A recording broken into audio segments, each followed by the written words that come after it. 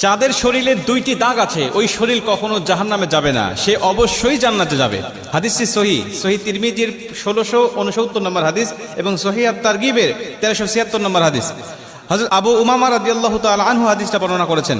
রাসূল সাল্লাল্লাহু আলাইহি ওয়াসাল্লাম বলেন, যাদের শরীরে দুইটা দাগ আছে এবং যাদের শরীর থেকে 2 ফোঁটা তরল পদার্থ নির্গত হয় ওই শরীর কখনো জাহান্নামে যাবে না, সে অবশ্যই জান্নাতে যাবে এবং আল্লাহ পাকের কাছে এই শরীরটা সবচেয়ে প্রিয় শরীর। রাসূল সাল্লাল্লাহু আলাইহি ওয়াসাল্লাম বলেন, 1 নম্বর দাগ হলো যে ব্যক্তি জিহাদের ময়দানে আল্লাহকে খুশি করার জন্য, আল্লাহর দ্বীন কায়েম করার জন্য অথবা আল্লাহর সন্তুষ্টির জন্য যে ব্যক্তি বাতিলের মোকাবেলা করতে গিয়ে শত্রু পক্ষের আঘাতে তার শরীরে ছোট্ট একটা দাগও যদি বসে যায়, এই দাগটা কিয়ামতের ময়দানে সুপারিশ করে বা এই দাগটা থাকার কারণে কিয়ামতের ময়দানে আল্লাহ পাক তাকে জান্নাতে দিয়ে দিবে। নবীজি সাল্লাল্লাহু আলাইহি ওয়াসাল্লাম বলেন, 2 নম্বরে ফরজ ইবাদত সমূহের কোন একটি দাগ যদি তার শরীরে দেখা যায়, যেমন নামাজ পড়তে পড়তে সেজদা দিতে দিতে কপালে